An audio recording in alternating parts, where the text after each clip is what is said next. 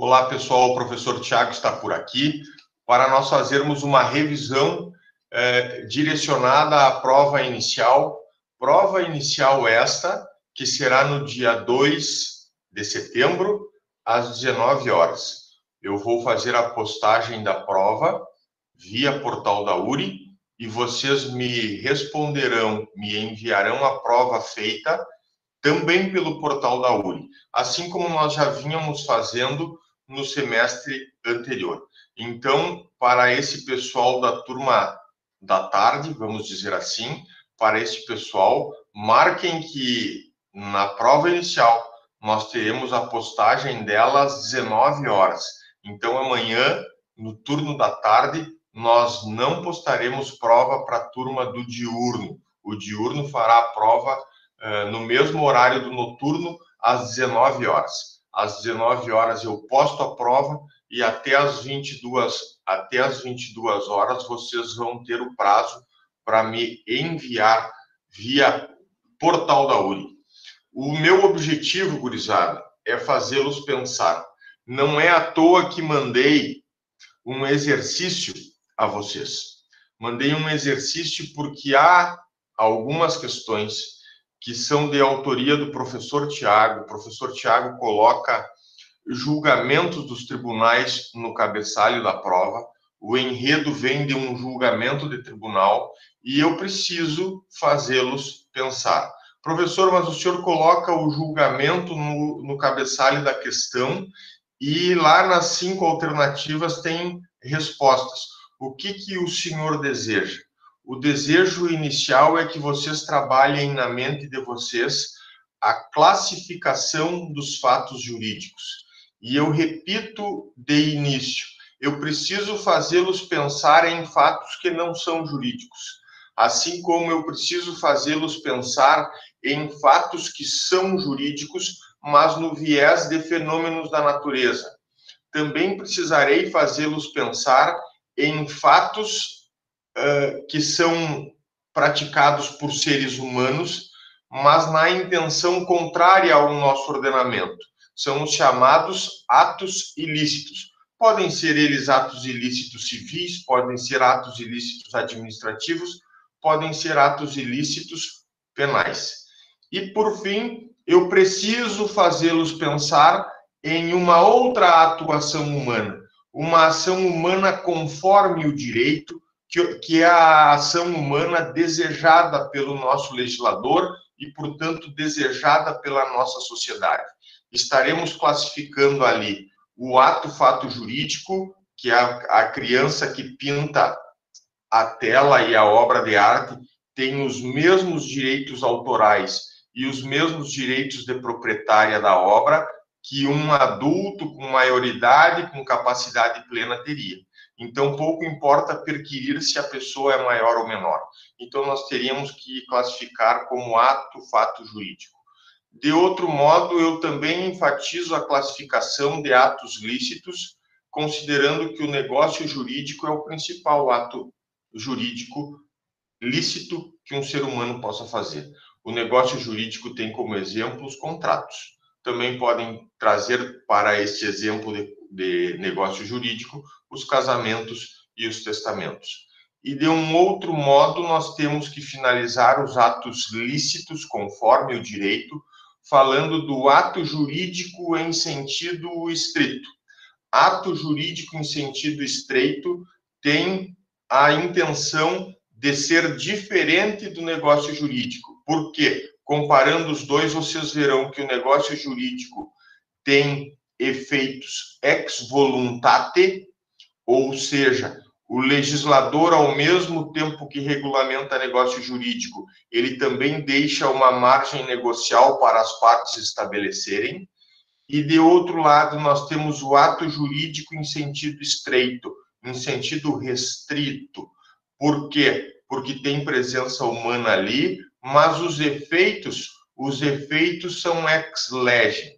Ou seja, no ato jurídico em sentido estrito, nós temos uma disposição normativa na qual o legislador regulamenta o ato da vida civil, é um ato lícito, mas ele não deixa a margem negocial que ele deixa lá no negócio jurídico. Então, a diferença grande que existe é, no negócio jurídico eu tenho ação humana lícita? Sim. No ato jurídico em sentido estreito eu tenho ação humana lícita? Sim. Os dois têm ação humana lícita. A grande diferença está no negócio jurídico eu tenho margem negocial, no ato jurídico em sentido estrito eu não tenho margem negocial, ou seja, no ato jurídico em sentido estrito, os efeitos já são previamente determinados pelo nosso legislador. Que mais que o professor tem que dizer a vocês? Se eu preciso fazê-los pensar, eu preciso de início colocá-los nesta sala de aula. Colocá-los nessa sala de aula no sentido de trazer vocês ao pensamento. Vamos combinar o seguinte: o que eu disse a vocês em início de semestre como uma sistemática de comunicação. Quando nós falávamos em fatos jurídicos, eu pedia a vocês, estamos nos comunicando como o significado de lei em vigor. Então, não raras vezes eu repeti, fato jurídico igual lei em vigor. Vamos combinar o seguinte, então, eu vou fazendo questionamentos e eu mesmo vou respondendo, para que nós não venhamos a perder tempo talvez quando ninguém deseje falar. Se alguém desejar falar, pode postar aqui no chat ou abrir o microfone e já me interromper no meio do caminho. Vamos começar a tentar pensar assim, ó. Se eu tenho fato jurídico quando eu tenho norma em vigor, nós podemos combinar que, se é um projeto de lei ou se é uma lei revogada, nós teremos também fato jurídico, teremos também lei em vigor, e a resposta vocês já devem estar antevendo que é não. Quando eu falo que há um projeto de lei no Congresso Nacional, isto não é lei em vigor. E, portanto, hipoteticamente, o fato jurídico não é um fato jurídico. O fato, melhor dizendo, melhor me expressando, o fato narrado no projeto de lei, que vai futuramente talvez virar uma lei, o fato narrado no projeto de lei, ele não é um fato jurídico, nem hipoteticamente, que edirá em concreto, que edirá no mundo concreto, no plano do mundo real. Então, nós vamos ver, ó, que no projeto de lei eu não tenho fato jurídico. A resposta em uma questão que no cabeçalho eventualmente venha dizer, olha, o projeto de lei dispõe sobre tal coisa, isto é um fato jurídico. A resposta não pode ser outra que, se há um projeto de lei apenas, que esse fato seja jurídico, não jurídico. Outro raciocínio similar a este é o da lei revogada, ou seja, era fato jurídico, hipoteticamente, enquanto a lei estava no seu pleno vigor. No momento em que lei nova entra em vigor para revogar lei antiga, a lei antiga perde os seus efeitos e nós teremos que tratar também aquilo que era disciplinado na lei antiga como um fato jurídico. Então, se eu disser assim, olha, o crime de adultério no Código Penal foi revogado pela lei número tal, lá, e foi mesmo, já constou no Código Penal o adultério como crime, hoje não consta mais, eu até posso buscar o ano da legislação, mas o Código Penal foi alterado para retirar de dentro dele o delito de adultério. Professor, mas adultério não é mais crime, então as pessoas podem sair cometendo o famoso pular a cerca? Não é isso. O que o legislador está dizendo é que não há necessidade de o direito penal se envolver com esta conduta. E se não há necessidade de o direito penal se envolver com essa conduta, ele, legislador, deixa para o direito civil. Vamos resolver lá no direito de família. Se houve a pulada de cerca, não é crime, é caso de divórcio. Se os noivos, se o casal assim decidir. Então, não temos mais que falar em uma tipificação.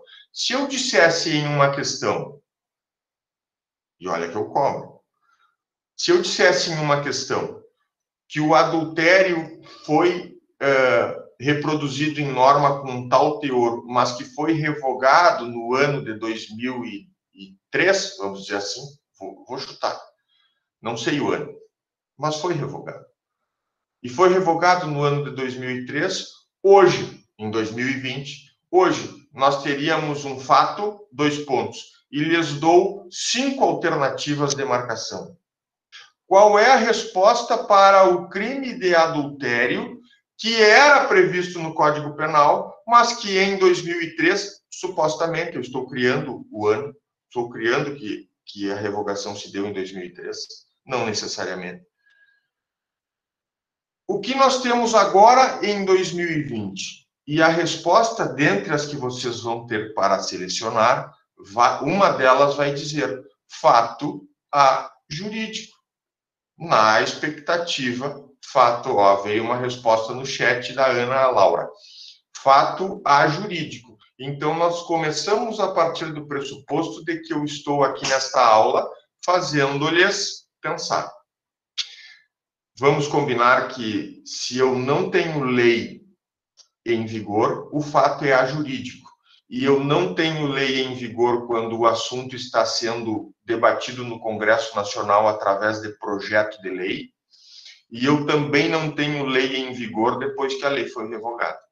Então, as duas hipóteses, se elas vierem nas questões de vocês, tanto lei revogada, o enunciado dizendo, olha, a lei foi revogada com tal teor, o que é isso? Assim como o projeto de lei que está sendo debatido no Congresso Nacional, as duas respostas, sem medo de vocês serem felizes, as duas respostas serão. Os fatos são jurídicos, professor. Não há fato jurídico ainda no projeto de lei, e o fato jurídico que existia, ele não existe mais com a revogação.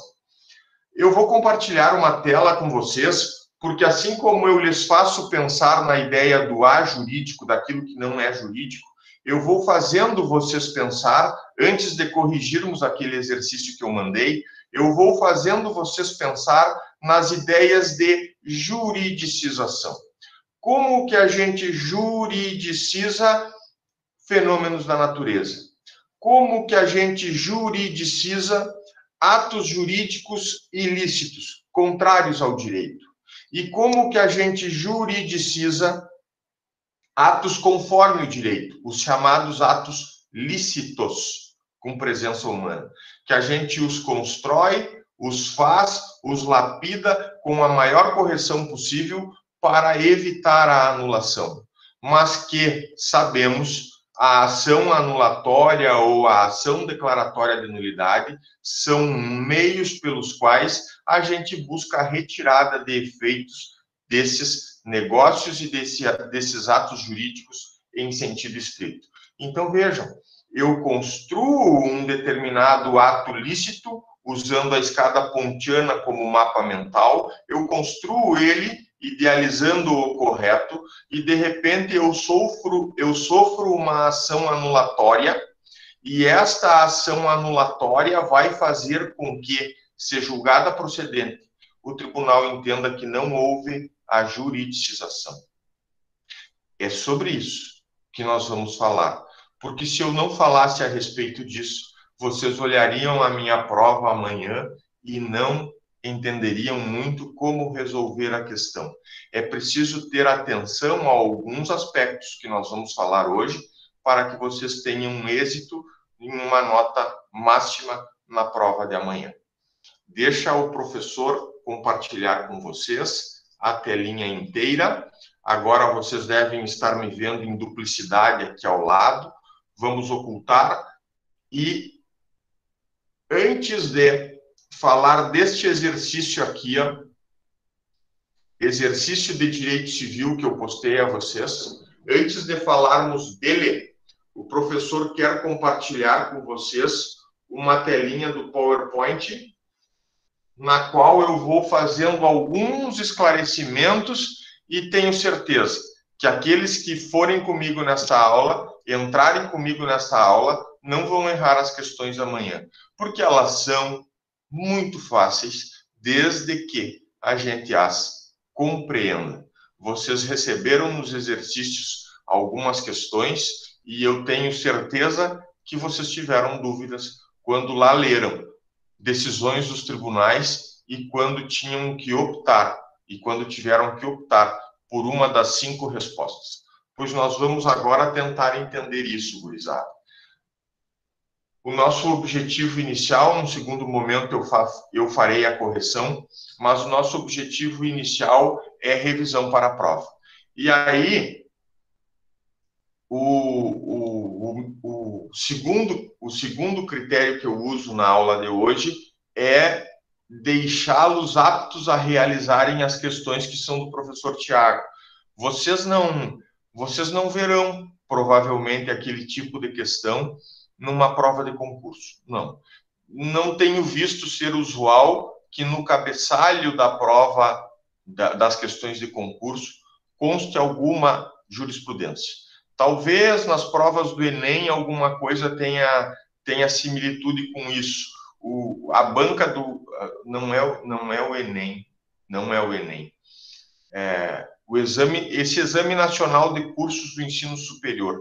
Talvez essa banca examinadora coloque alguma ementa nos cabeçalhos das questões. Quando os acadêmicos ainda no começo da graduação ou lá no final vão realizar essa prova avaliativa do MEC. Ali eu tenho a impressão de já ter visto a colocação de ementas no cabeçalho. Mas vocês vão perceber que é uma característica dessa prova que trabalha a classificação dos fatos jurídicos. Vocês vão perceber que é uma característica trazer ementas nos cabeçalhos das questões, ali onde onde narra-se o enredo daquilo que se vai pedir depois como resposta. E também é comum o professor trazer texto de lei que pode estar revogada, lei que pode ainda não ser lei porque é projeto de lei ou lei em vigor. Eu trarei ali, reproduzirei ali um texto de lei. E aí, entre as 5 respostas, uma delas vai contemplar aquilo que realmente a situação representa. Então, o objetivo nesse primeiro momento é: vamos ver como se faz, vamos ver como se resolve uma questão de direito civil que cobra classificação dos fatos jurídicos. Se vocês quiserem o assunto é classificar fatos jurídicos. Se vocês quiserem saber como, através de questões que ou reproduzem ementas de julgamentos do tribunal ou dos tribunais, ou reproduzem texto de lei nos seus cabeçalhos. Então, pessoal, em vermelho o professor selecionou o seguinte, ó. Nós temos fatos jurídicos hipotéticos quando temos só a lei. Ponto, premissa básica, já falei muito isso a vocês. Vocês vão interpretar fato jurídico como lei em vigor. E mais que isso, fatos jurídicos hipotéticos quando eu tenho apenas a lei. Estou falando no estudo, aqui na graduação, não estou falando na nossa vida profissional, quando nós estaremos escutando nossos clientes no escritório para tentar auxiliá-los na sua vida, naquele seu problema. Então, fatos jurídicos hipotéticos, somente, apenas a lei em vigor. Depois eu coloco ali também em vermelho, fatos jurídicos concretos. É a lei em vigor? Sim. Nós temos como premissa básica a lei em vigor. Só que aqui, quando eu falo a vocês de fatos jurídicos concretos, eu já estou pressupondo o fenômeno da juridicização, que eu disse assim, nós aplicamos a imensa maioria das regras por subsunção. Eu tenho um fato social, esta mão estendida aqui significa o fato social, e eu tenho aqui, ó, pairando para organizar a sociedade, toda a legislação em vigor. Então, sobre o fato social, a norma juridiciza e traz à tona os seus efeitos. Esse é o significado de fatos jurídicos concretos. Então, na prova, vocês verão o professor muitas vezes colocar como resposta fatos ajurídicos, quando nós não encontramos esses fatos reproduzidos na lei, fatos jurídicos com suporte fático hipotético. Olhem só, fatos jurídicos com suporte fático hipotético. O suporte fático, ele traz uma determinada regulamentação, mas isso só no plano hipotético, só no plano de estudo, nós não estamos analisando nenhum caso concreto. Então, vocês já estão antevendo que quando o professor cita a letra da lei na questão, vocês terão entre as respostas que achar uma daquelas que fala em suporte fático hipotético, meramente hipotético. Quando, então, eu falar a vocês em julgamentos, jurisprudência, vocês terão em mente a ideia de que os fatos jurídicos, quando nós estamos falando em jurisprudência, em emendas citadas no cabeçalho, nós estaremos possibilitando a marcação como resposta de fatos jurídicos com suporte fático concreto, ou seja, sabendo da existência de fatos jurídicos hipotéticos, a gente, ao transcrever a jurisprudência, está tentando fazê-los pensar que o tribunal está aplicando a lei. Ou não. Porque o tribunal pode não aplicar a lei e o fato, no plano concreto, vai então ser ajurídico. O fato narrado naquele determinado processo para o tribunal não é um fato jurídico. E, portanto, no plano concreto, vocês terão que responder que o fato é ajurídico. Nós entraremos mais pormenorizadamente nesse raciocínio. Falei ali também, em vermelho, dos fatos ajurídicos, ausência de lei em vigor, e falei também dos julgamentos de ações pelos tribunais.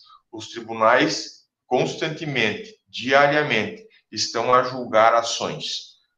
Olhem que essas ações, elas podem estar lá no âmbito penal. A ação pode condenar ou não condenar. Ou seja, a ação penal pode condenar ou absolver. Dois efeitos diferentes no plano concreto. Se condena um ato ilícito penal, se condena é um ato ilícito penal com suporte fático concreto. Ou seja, o tribunal concretizou a aplicação da norma e entendeu pelo crime. Agora, se o tribunal absolve, nós temos que reconhecer que naquele processo, naquele caso narrado, o tribunal disse assim: não, isso não é um fato jurídico, isto é um fato ajurídico no plano concreto, no plano de suportes fáticos em concreto. Então, olhem que o tribunal julga ações e que ele pode, sim, tomar duas principais decisões, ou condenar ou absolver. No âmbito do ilícito civil, também ocorre o mesmo raciocínio. Quando a gente, por exemplo, visualiza uma ação condenatória para danos morais, alguém me ofendeu, alguém me agrediu, alguém atentou à minha vida, e eu vou ao tribunal pedir danos morais. Compreendam, entrem no pensamento do professor e compreendam que o tribunal pode tomar duas grandes medidas. Ou ele entende pelo dano moral e condena a pagar a indenização, ou ele entende que não há preceito de dano moral, não há um fato grave a ensejar dano moral. Ele vai dizer assim: é um mero dissabor do dia a dia da vida. A vida nos traz dissabores e o mero dissabor não pode ser elevado à gravidade do dano moral. Para dizer que não é tudo que vira dano moral. E aí ele absolve. ele absolve não no aspecto penal, ele deixa o causador do dano livre de reparar esse dano. Ou seja, ele está a dizer que se dano houve no aspecto moral, este dano é tão minúsculo que não enseja a reparação. Notem que no ato ilícito civil, se o tribunal julga procedente a ação condenatória para pagar danos morais, ele está a dizer, o fato é jurídico. E mais que isso, se eu peço a vocês para classificar, é um ato ilícito civil, a condenação por danos morais, com suporte fático em concreto. O tribunal fez juridicizar a norma do artigo 12 e a norma do 186. Todo aquele que causa dano a outrem, ainda que exclusivamente moral, comete ato ilícito civil e, por isso, fica obrigado a reparar o dano. Vejam, o tribunal, quando julga procedente o dano moral, está, sim, juridicizando uma norma, aplicando uma norma. Mais que isso, eu preciso dizer que, se o tribunal julga improcedente o pedido de condenação a danos morais, ele está a dizer, não houve ilícito civil aqui. Para nós do tribunal, para nós desta Câmara do Tribunal de Justiça, não há dano moral. E então qual a resposta, gurizada? Se a ementa está a dizer que não houve dano moral e que, portanto, o pedido é julgado improcedente, nós temos que reconhecer que o tribunal está dizendo que aquele fato narrado naquele processo é ajurídico naquilo que se pediu. Ele não aplicou a norma do 12, ele não aplicou a norma do 186 do Código Civil. É nessa perspectiva que eu estou trabalhando o pensamento de vocês e também o aprendizado que vocês devem ter aqui ao classificar fatos jurídicos. Os tribunais poderão julgar várias ações e em muitas delas estarão aplicando o direito e em outras tantas estarão dizendo, não juridicizou, não aplica o direito. Posso fazer isso no âmbito das anulatórias, posso fazer isso no âmbito das condenatórias. As anulatórias visam retirar efeitos de um casamento, por exemplo. As condenatórias visam condenar a pagamento de dano moral. No aspecto penal, a condenatória penal visa condenar o sujeito a cumprimento de uma pena. O tribunal, portanto, ou os tribunais, portanto, são locais onde se diz o direito. E se diz também quando não é caso de aplicar o direito. O tribunal vai dizer quando é caso de aplicar o direito e juridicizar a norma, ou ele vai dizer quando não é caso de aplicar o direito e juridicizar a norma.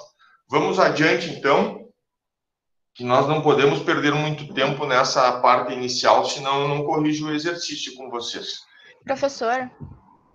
Pois não, pode falar. Tenho uma dúvida. Se na ementa ali fala sobre por exemplo, na questão 2 que o senhor botou nas atividades, fala sobre um suposto roubo ali do cara, só que ele foi absolvido. Daí, por ele ter sido absolvido e não ter sido condenado, é um fato concreto ou hipotético? Vamos olhar aqui, ó, rapidamente. Nós estamos no âmbito criminal, ó, o roubo no âmbito criminal. Aí nós temos neste julgamento dois recursos: o recurso do réu e o recurso do Ministério Público, que é a acusação no caso. O titular da ação penal é o Ministério Público, na imensa maioria dos casos, salvo aquelas ações privadas, como crimes contra a honra.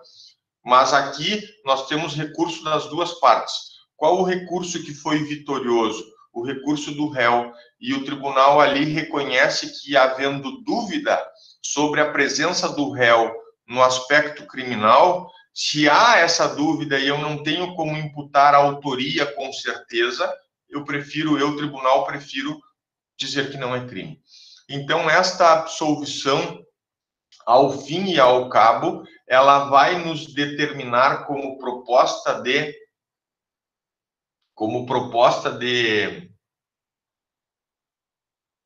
de resposta, essa letra C aqui, ó, é uma letra C extensa, mas ela reproduz exatamente isso que eu venho tentando explicar a vocês. Quando o tribunal absolve, ele está dizendo não vou juridicizar a norma penal. Eu não vou aplicar por subsunção o delito do 157 roubo. Não vou aplicar porque eu não tenho pena, eu não tenho prova, melhor dizendo, eu não tenho prova contra o acusado de que ele estava na cena do crime e de que ele se apropriou dos bens de outra pessoa. E se eu não tenho prova, eu prefiro não aplicar o direito, porque seria uma injustiça muito grande condenar alguém sem provas da sua autoria. Quando o tribunal está a dar esse recado, ele está a reconhecer que o réu não pode ser responsabilizado por aquele fato narrado na denúncia do Ministério Público e não pode ser responsabilizado porque não há prova de que ele estava na cena delitiva e de que ele tivesse praticado o delito. Ali, salvo engano, as vítimas não conseguiram reconhecer o acusado. E então o tribunal preferiu absolver este cidadão. Ao dar a decisão pela absolvição, o tribunal está dando um recado. Não estou juridicizando a norma do 157. Não estou fazendo incidir a legislação penal no 157 a esse fato narrado pelo Ministério Público. E não o faço porque não tenho provas cabais da autoria. Então, a resposta, fato ajurídico em concreto, no plano concreto, no plano do mundo real, isso quer dizer, no plano do mundo real, não houve fato jurídico, não houve repercussão neste julgamento transcrito na questão na esfera criminal. E aí, tendo em vista a absolvição do acusado. Por que não houve repercussão na esfera criminal? Porque o tribunal absolveu o acusado. E mais que isso, diz a complementação da letra C, no que ela está absolutamente correta. Embora o roubo seja um fato jurídico no plano do suporte fático hipotético, embora o roubo seja um fato jurídico hipotético, sendo um ato ilícito penal. Isso tudo é verdade. A gente abre o Código Penal, está lá o 157 do Código Penal no seu plano hipotético, no seu plano de estudos, vamos dizer assim. A população abre o Código Penal e consegue estudar lá o 157, que prevê o delito de roubo apenas no plano hipotético. No plano concreto, a conversa é outra, porque eu disse a vocês que o monopólio para, ao fim e ao cabo, dizer o direito penal, o monopólio é do Poder Judiciário. Um juiz de direito, lá no final, vai ter que tomar conhecimento dos fatos e das provas para dizer se aplica o direito ao caso concreto ou se não aplica. Nesse caso julgado aqui, transcrito, ele é um caso lá de 2015, está ali, ó, é um caso lá de 2015. Neste caso, o tribunal disse, não aplico o 157 do Código Penal. E ao não aplicar o 157, absolvo o réu. É, portanto, um fato ajurídico na perspectiva de concretude, na perspectiva de suporte fático em concreto. Embora eu não desconheça que no plano do suporte fático hipotético, eu abro o Código Penal e lá estará o 157. Subtrair para si ou para outro em coisa alheia móvel mediante violência ou grave ameaça. Está lá, hipoteticamente está lá, não foi revogado, é um fato jurídico hipotético. Então, se ali na questão, só em complementação e finalização, se ali no enunciado da questão o professor tivesse transcrito a letra da lei, a letra do Código Penal, o artigo 157, vocês teriam que dar como resposta isso aqui, ó, um fato jurídico hipotético, apenas o final da letra C. Se fosse ali em cima, no cabeçalho da questão, a transcrição do artigo 157 do Código Penal, subtrair para si ou para outro mediante violência ou grave ameaça, coisa alheia móvel.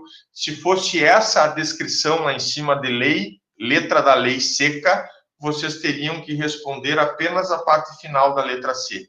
É um fato jurídico hipotético sendo um ato ilícito penal. No plano hipotético, puramente. Como o professor cita a jurisprudência, eu estou querendo que vocês deem um passo à frente. Um passo à frente para entender que ou o tribunal está aplicando e juridicizando a norma, e então será um ato ilícito penal com suporte fático em concreto, ou o tribunal está absolvendo e não aplicando a norma penal, e aí nós temos um fato ajurídico nesse plano de discussão em concreto. Tá bem? Eu volto lá para as nossas ações. As nossas ações declaratórias e anulatórias. O objetivo aqui, nesse momento, é, quando vocês analisam uma ação declaratória de nulidade ou de inexistência e uma ação anulatória, vocês estão mentalizando que alguém fez o ato subindo os degraus da escada pontiana, se nós estamos diante dos atos lícitos. Alguém praticou o negócio subindo os degraus da escada pontiana, mas o fez com uma falha grave, se for ação declaratória de nulidade ou de inexistência, ou uma falha leve, se for ação anulatória. Então, pensemos o seguinte: o cidadão que praticou o ato, seja um contrato, um casamento, um testamento, uma emancipação, ele teve o pressuposto de pensar, eu vou fazer com correção esse negócio. Mas no meio do caminho ele deslizou e não fez com a total correção devida. Ou o agente não era capaz, ou o objeto não era lícito e possível, ou a formalidade não foi atendida. Por alguma razão, ele derrapou na curva, esqueceu de uma formalidade, ou de um agente capaz, ou de um objeto lícito possível. Ele esqueceu de alguma coisa. Ou esqueceu também da vontade, que a vontade deveria ser livre. Ele forçou a outra parte, mediante certa coação. Não importa o fundamento específico. O que importa é que a ação anulatória que vai parar no Poder Judiciário e que a ação declaratória de nulidade ou de inexistência, que também vai parar no Poder Judiciário, ela poderá ter duas perspectivas. Ou o tribunal julga improcedente o pedido anulatório e diz assim: ao julgar improcedente o pedido para anular, eu estou confirmando como correto o negócio jurídico praticado, o ato jurídico em sentido estrito praticado. Ou o tribunal diz assim: julgo procedente o pedido e anulo. Quando o tribunal diz julgo procedente o pedido e anulo, ele está, olhem só, memorizem isso, ele está derrubando o negócio ou o ato jurídico em sentido estrito da escada pontiana. Se o negócio ou o ato jurídico em sentido estrito estavam lá em cima no plano da eficácia, produzindo efeitos, o tribunal, quando diz julgo procedente o pedido anulatório, ele está derrubando esse negócio jurídico para o fundo do poço, para o nada jurídico, para o nada ser juridicamente. Ah, professor, mas eu tentei casar e estava tudo certo, mas aí em vez de fazer o casamento na frente do juiz de paz, nós esquecemos de fazer o casamento na frente do juiz de paz. Isso não acontece, gurizada, é só uma forçação de barra. Porque quando vai se fazer o proclamo do casamento lá, é óbvio que o profissional lá, o registrador, vai providenciar, inclusive o juiz de paz, para realizar o casamento. Mas eu estou fazendo essa forçação de barra para vocês verem, ó. Ah, professor, eu fiz tudo correto, subi a escada pontiana pensando na maior correção possível. Nós só esquecemos de fazer a solenidade na frente do juiz de paz. Nem o noivo, nem a noiva, nenhum deles disse o sim na frente do juiz de paz.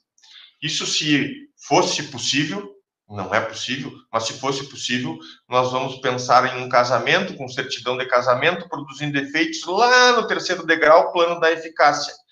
O tribunal, quando julga procedente, diz assim, olha, o casamento, segundo o artigo do Código Civil, precisa de solenidade na frente do juiz de paz.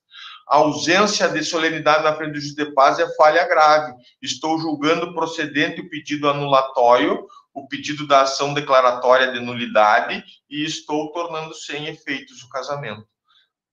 Uma decisão assim do tribunal não é para juridicizar o casamento. Nessa perspectiva, ele julga procedente para dizer não juridicizou corretamente. Quem construiu o ato lícito não o fez cumprindo todas as formalidades. Então, muito cuidado. Quando o assunto for ações declaratórias de nulidade e de inexistência ou ações anulatórias, vocês cuidem, porque quando o tribunal julga improcedente o pedido, ele não confere o pedido, ele deixa o negócio jurídico ou o ato jurídico em sentido estrito lá em cima no plano da eficácia. Deixa produzindo efeitos e o entendimento é de que ele foi juridicizado com correção. O entendimento é de que não houve falha grave nem falha leve. Quando o tribunal julga improcedente pedido anulatório, nós temos que reconhecer que o fato é jurídico. Aí nós só precisaremos escolher, no plano concreto, ele é um negócio jurídico com suporte fático concreto, ou ele é um ato jurídico em sentido estrito com suporte fático concreto. Depende, professor. Depende do que, gurizada? Depende de nós analisarmos se há margem negocial ou se não há margem negocial. Se há um contrato sendo discutido na ementa de julgamento, se há um casamento ou um testamento, nós estaremos diante de negócio jurídico. Então, a resposta será, quando o tribunal julga improcedente pedido anulatório de um casamento, testamento ou contrato, nós estaremos dizendo que sim, é um fato jurídico e mais, é um negócio jurídico com suporte fático concreto. Nas anulatórias, quando o tribunal julga improcedente, ele confirma a regularidade, a correção do negócio ou do ato jurídico praticado. O contrário também Professor, precisa... Diga. Pode falar. tá, mas quem é que pode pedir a anulação de um casamento? Pode ser qualquer pessoa ou tem que ser um dos noivos? Porque se nenhum deles quiser pedir, daí vai acontecer alguma coisa? Eu vou responder genericamente, vale para o casamento, vale para os outros também. A perspectiva da anulação, ela pressupõe que alguém licitamente tentou juridicizar a norma, sem poder judiciário. As partes vão praticar atos da vida civil e vão tentar juridicizar normas para o seu interesse, conforme o seu interesse, sem necessidade do poder judiciário. O casamento que tu trazes aqui no exemplo, ele pode ser utilizado. E aí nós temos que pensar o seguinte, ou a falha é grave, e aí qualquer interessado, qualquer pessoa pode, o Ministério Público pode, e o juiz pode reconhecer de ofício. Olhem o que o Código Civil diz. Nas falhas graves, nós não vamos concordar com a permanência daquele negócio ou daquele ato produzindo efeitos. Se a falha é grave, qualquer pessoa pode, qualquer interessado pode, qualquer promotor de justiça que tenha contato com o caso pode, e o juiz, mesmo sem uma provocação específica, quando ele pega lá entre as provas do processo um contrato de locação que está ali mascarado, que na verdade é uma locação para mostrar que a pessoa tem que pagar aluguel, mas na verdade ela mora de empréstimo, e ele forjou o contrato, simulou o contrato de locação para querer fazer uma prova que na realidade não ocorre. Nessa perspectiva, o Código Civil chega a dizer: as falhas graves podem ser reconhecidas de ofício pelo juiz. O que significa reconhecer de ofício pelo juiz? Ninguém pediu para ele. Ele visualiza que há demonstração da simulação do contrato de locação e diz assim: esse contrato de locação é simulado, portanto, conforme o artigo 167 do Código Civil, eu o torno nulo e mando retirar do processo. Ele não serve mais de prova aqui. Retira-se efeitos, mesmo que efeitos ele propriamente não tenha surtido. O juiz, quando conhece do negócio com falha grave, ele mesmo tem autorização de anular. Então, para o casamento, pensa nessa perspectiva. Se a falha for grave, aí, de repente, nós podemos pensar na falha grave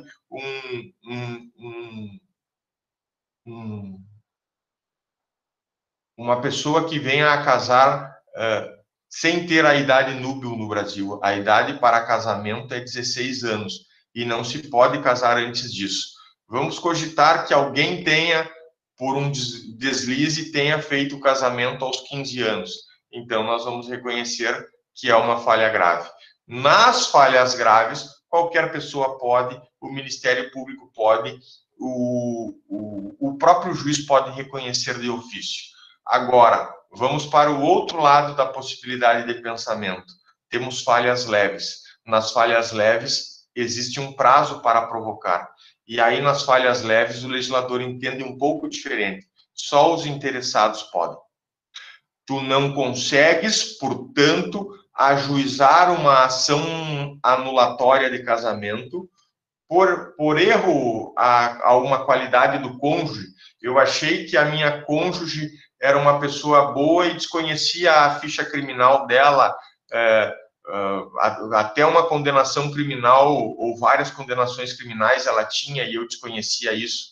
Pensa numa falha leve, uma falha que tenha a ação anulatória como possibilidade. Nas falhas leves, o juiz não deixa, o Código Civil não deixa o juiz reconhecer de ofício, não deixa o Ministério Público falar e diz assim: só aos interessados cabe provocar a anulação. Então, a gente tem que, para responder essa pergunta que fizeste do casamento, a gente tem que tentar pensar sempre assim: ou a falha é grave ou a falha é leve. Se a falha é grave, qualquer um pode. Se a falha é leve, só os interessados. E aí, provavelmente, os interessados serão os noivos, nesse exemplo que falaste aí. Se só os noivos podem, Se for uma falha leve, só os noivos podem. Só a eles interessará, né? Ninguém vai meter a colher entre o casal. Se é uma falha leve e um dos noivos está disposto a superar aquilo, segue o casamento, vai passar o prazo de decadência, ninguém ajuizou a ação anulatória e o casamento segue válido para eternidade. Agora, se for aquela falha grave, aí não. Aí qualquer pessoa pode, o juiz pode de ofício e o Ministério Público também pode. Tá bem? Eu acho que respondi mais ou menos por aí. Isso vale não só para o casamento, mas vale para todas as anulatórias.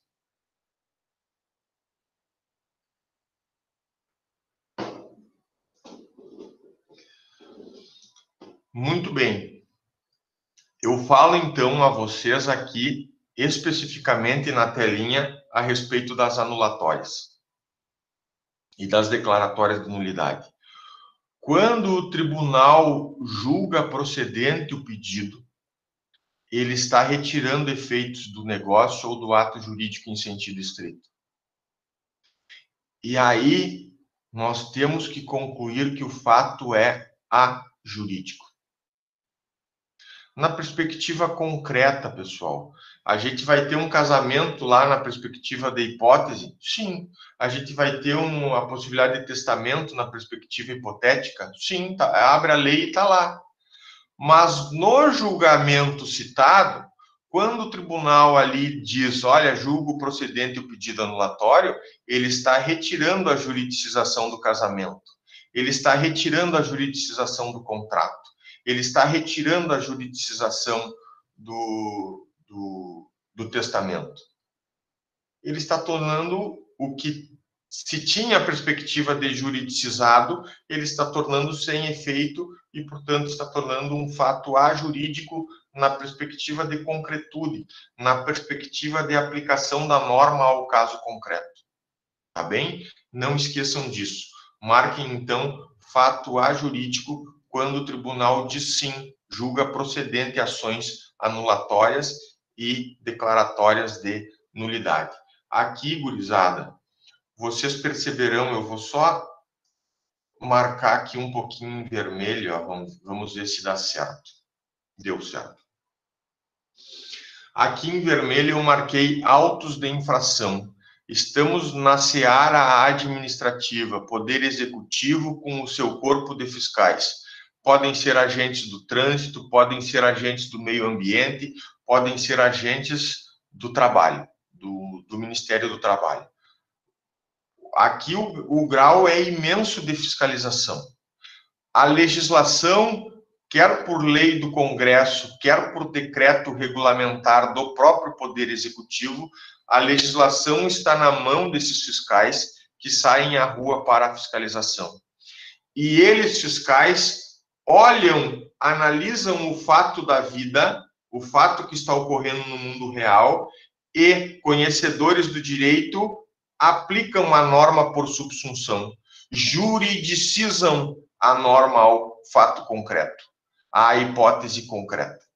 E assim, agindo, eles puxam o bloquinho de autos de infração e emitem o auto de infração, dizendo qual é o artigo que incidiu, qual é a penalidade que o artigo lá determina para cumprimento. Embargo da obra, suspensão do direito de dirigir, multa,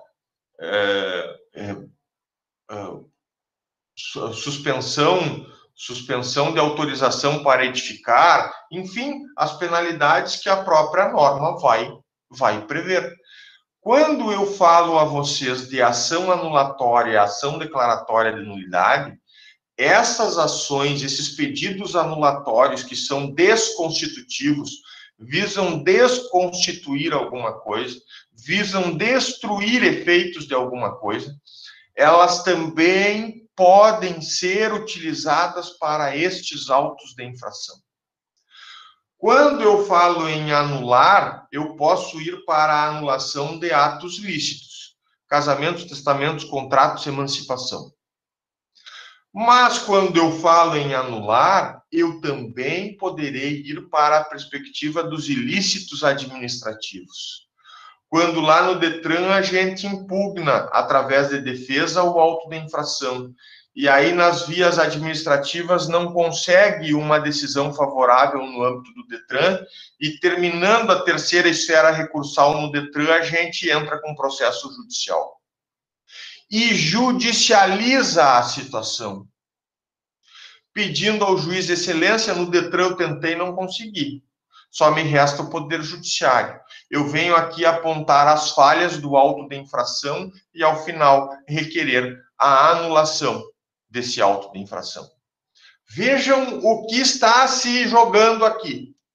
Qual é o jogo que se joga numa anulatória de auto de infração? Preenchido por autoridade competente que foi à rua fiscalizar e viu o mal feito. Qual é o jogo que está se jogando aqui? Pedir ao tribunal para anular o auto de infração e dizer eu não tenho nada jurídico, portanto. Ou o tribunal dizer assim, não vou julgar procedente o seu pedido anulatório.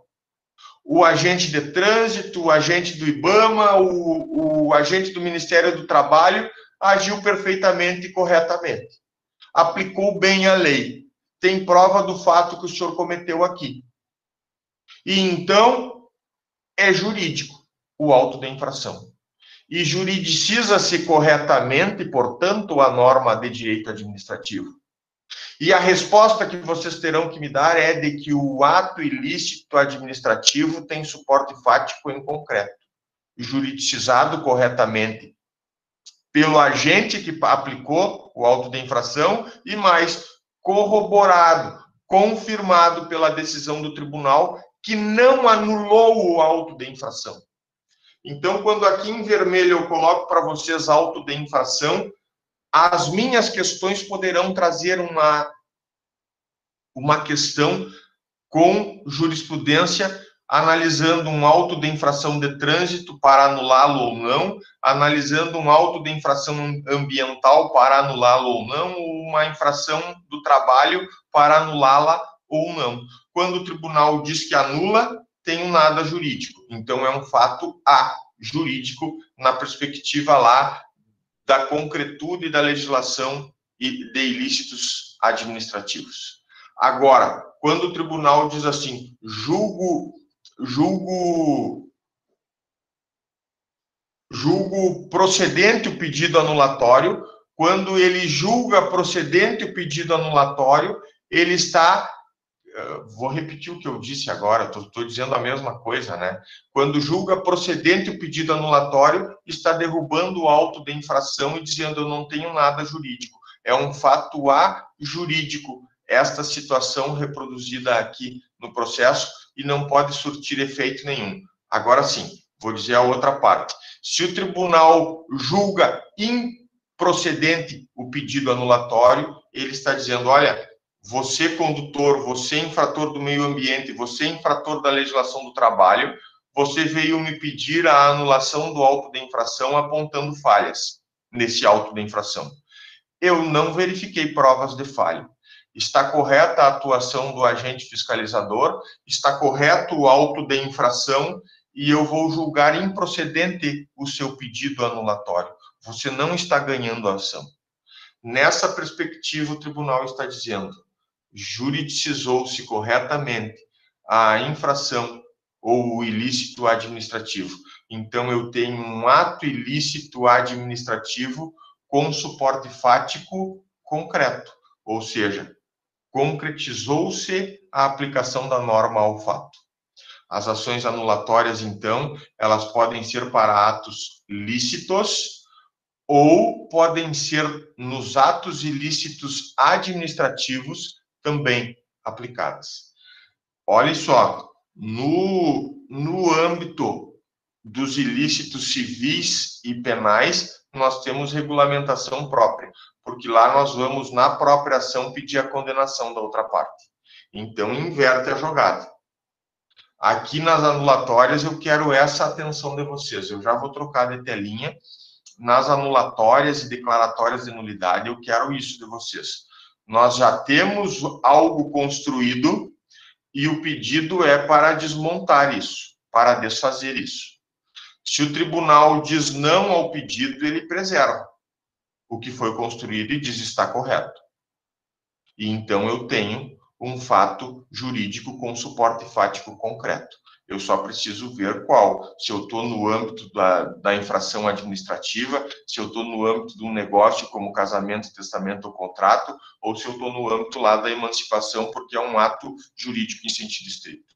O fato é que nas anulatórias, quando o tribunal diz não julgo procedente, ele está dizendo sim para a correção do que foi feito. Já se o tribunal diz sim para o pedido de anulação, ele está derrubando o que foi feito. Ele está dizendo, isso não pode ser jurídico porque foi construído com incorreções. Essas incorreções podem ser graves ou podem ser leves. Essas incorreções podem ser para as ilicitudes administrativas, quando o agente fiscalizador aplica a norma de direito administrativo e visualiza ali um ilícito administrativo, ou podem ser para os atos lícitos, quando eu quero desmanchar um casamento, um testamento, um contrato. Tá bem? Não esqueçam da ideia das anulatórias. Há algo já previamente construído. A anulatória ou a declaratória de nulidade tenta destruir isso. A procedência ou improcedência da anulatória vai ser importante para vocês responderem ao questionamento. Na ação declaratória de nulidade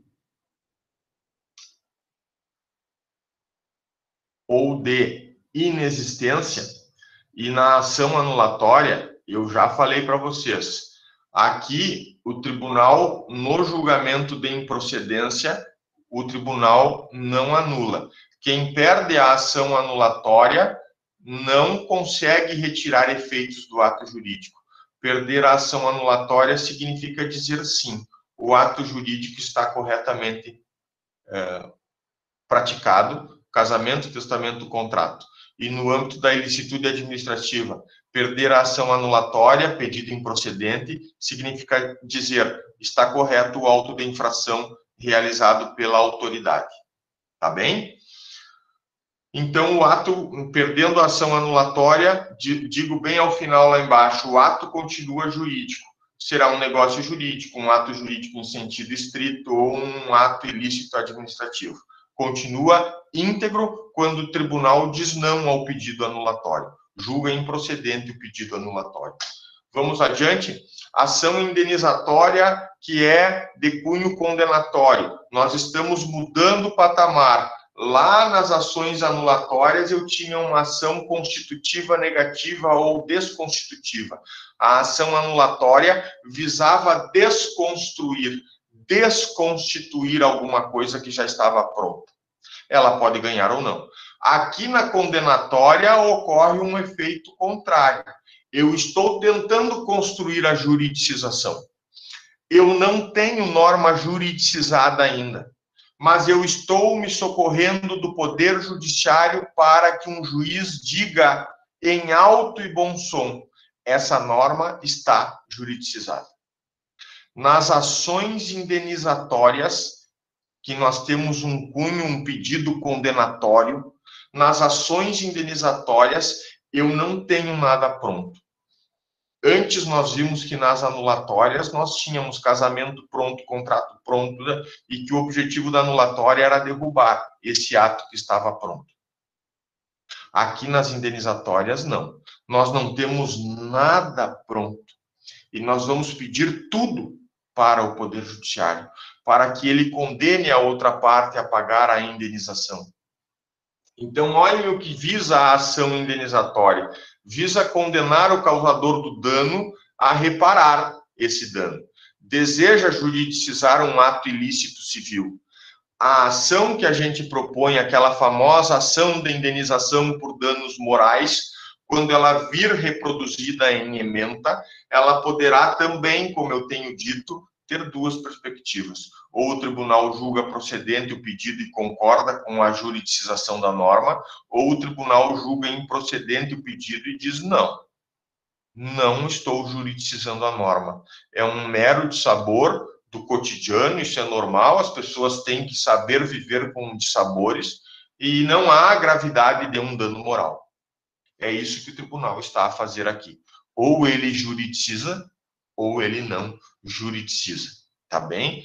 Para ensiná-los a fazer essas questões, eu vou trazer aqui ementas de julgamento e nessas ementas a parte pede dano moral e vocês terão que identificar, será que o tribunal conferiu dano moral ou será que o tribunal não conferiu dano moral? A resposta vai perpassar por aí. Se o tribunal confere dano moral, nós temos um ato ilícito civil com suporte fático em concreto. Tribunal conferindo dano moral, ato ilícito civil com suporte fático em concreto será invariavelmente a resposta. De outro lado, se eu peço o dano moral e o tribunal me diz como resposta, é mero dissabor, foi um incômodozinho do cotidiano, isso não tem gravidade de dano moral e julgo improcedente o pedido condenatório de dano moral. Não dou o dano moral pedido. Quando o tribunal me diz isso, ele está dizendo, não estou juridicizando a norma do artigo 12 do 186.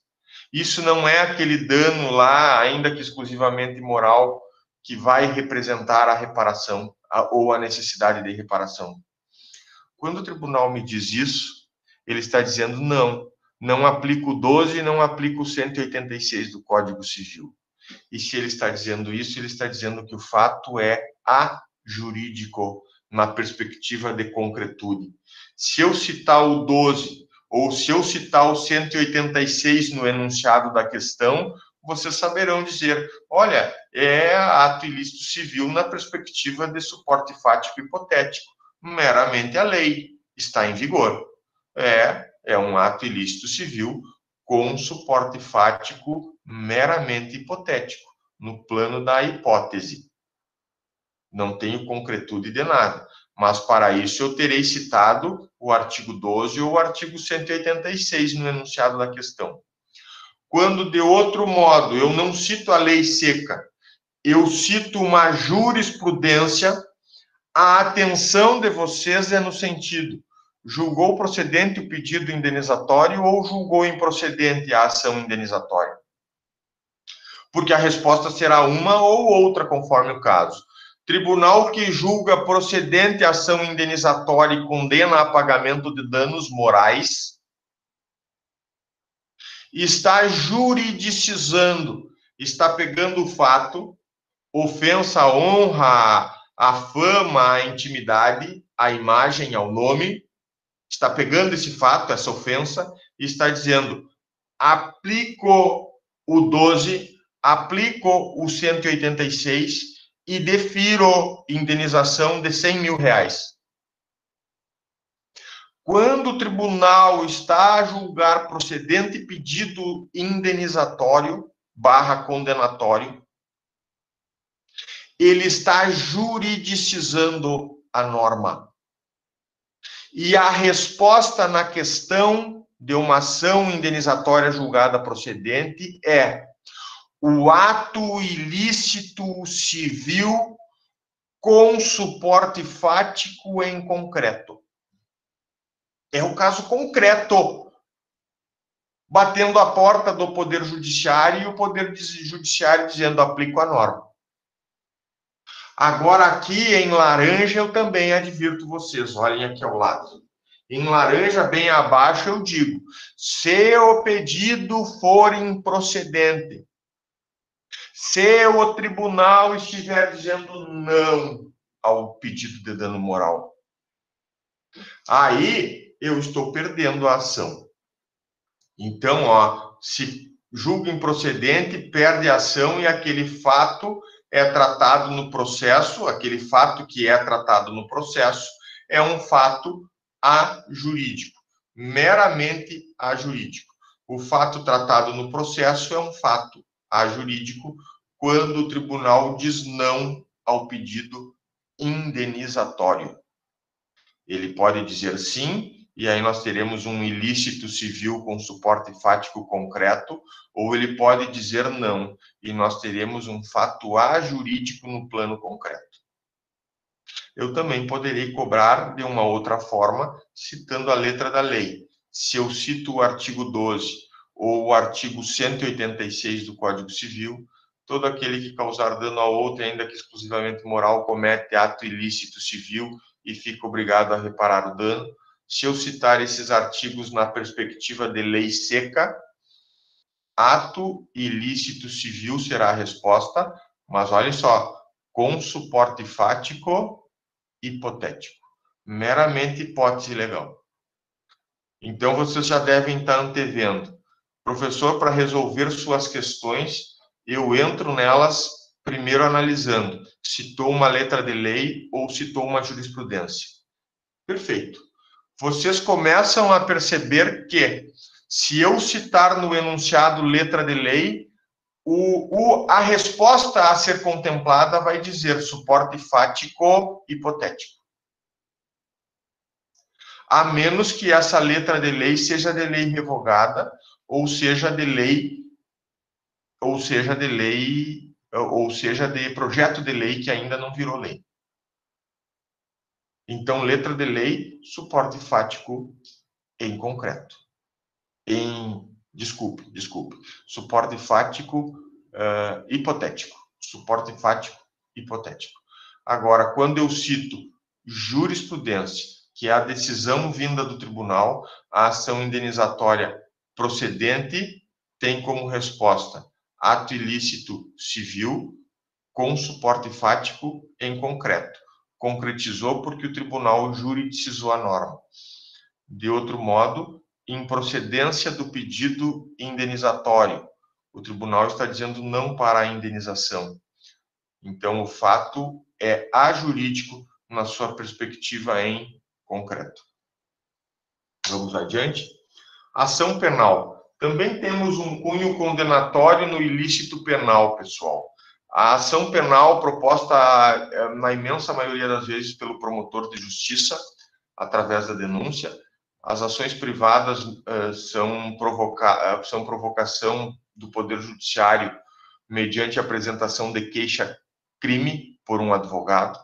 As ações privadas eu não quero falar propriamente, elas também podem ser vistas aqui, mas eu quero que vocês tenham a ideia da regra geral. Regra geral é que o órgão do Ministério Público foi criado para cuidar das ações penais e para tentar responsabilizar aqueles que se aventurem no mundo das ilicitudes penais.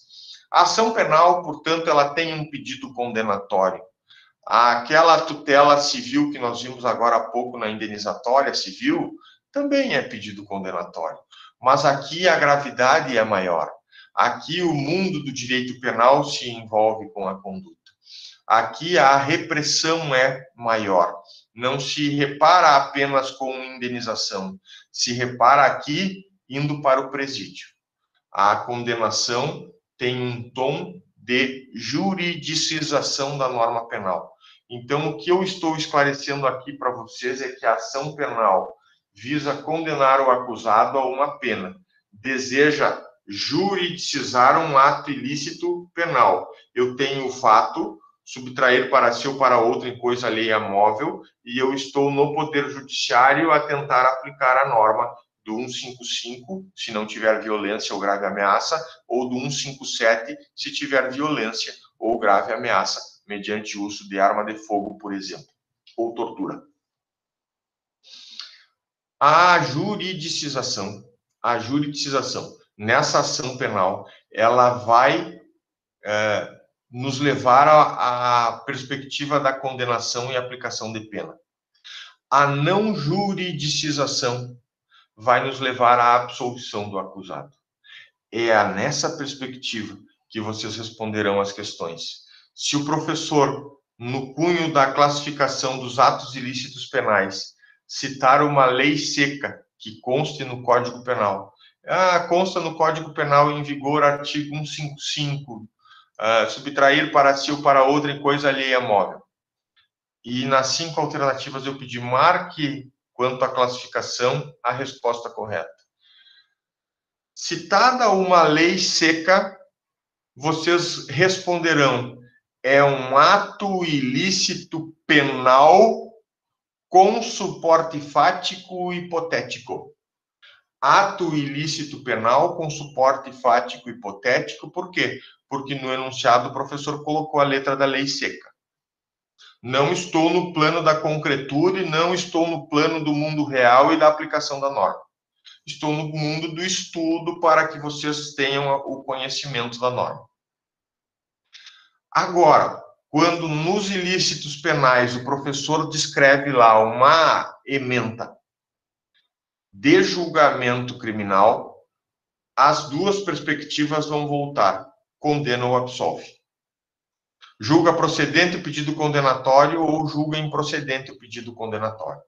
Se o pedido for julgado procedente, o MP ganha a ação penal, juridiciza a norma penal e o ato é um ilícito penal com suporte fático concreto. Está ali em vermelho, ó. O crime ocorre, se aplica a pena. De outro modo, nos julgamentos criminais, se o pedido da denúncia é improcedente, o MP está a perder a ação penal e aquele fato será tratado no processo como um fato ajurídico ou não jurídico. Fato ajurídico ou não jurídico na sua perspectiva de concretude. Vejam que se vocês confundirem o concreto com o hipotético, vocês poderão estar a marcar aqui, ó. Mas mesmo julgando o tribunal, julgando ou não julgando desse ou daquele modo, o delito de furto está lá no Código Penal igual. Não é isso. A perspectiva é, se o professor no enunciado citou letra de lei, vocês têm na resposta que responder que é hipotético. O suporte fático é hipotético, a menos que a lei esteja revogada ou que seja um projeto de lei. E aí, o fato é jurídico. Mas quando o professor transcreve julgamento de tribunal, eu estou ali a pedir a interpretação de vocês no sentido de ou o tribunal julgou procedente e condenou, ou o tribunal julgou improcedente e absolveu. Na perspectiva penal é isso. E aí, se o tribunal julgou procedente e condenou, ato ilícito penal com suporte fático em concreto. Juridicizou a norma penal. Aplicou-se a norma penal ao fato. De outro lado, quando o tribunal julga improcedente o pedido condenatório, ele absolve o réu e diz assim: não, a norma penal não juridiciza nesse caso. E então, o caso tratado nos autos, o fato narrado naquele processo, ele será tido como algo ajurídico ou não jurídico. Não terá reprodução, não terá implicação na condenação do acusado. Lei em vigor igual a fato jurídico hipotético. Vamos adiante, então, para nós finalizarmos a nossa explanação. Lei em vigor é igual a fato jurídico hipotético. Não esqueçam isso. Quando o professor citar apenas lei no enunciado, a probabilidade é de que o suporte fático seja hipotético, a menos que seja um fato ajurídico, porque a lei já está revogada ou porque é mero projeto de lei em discussão no Congresso.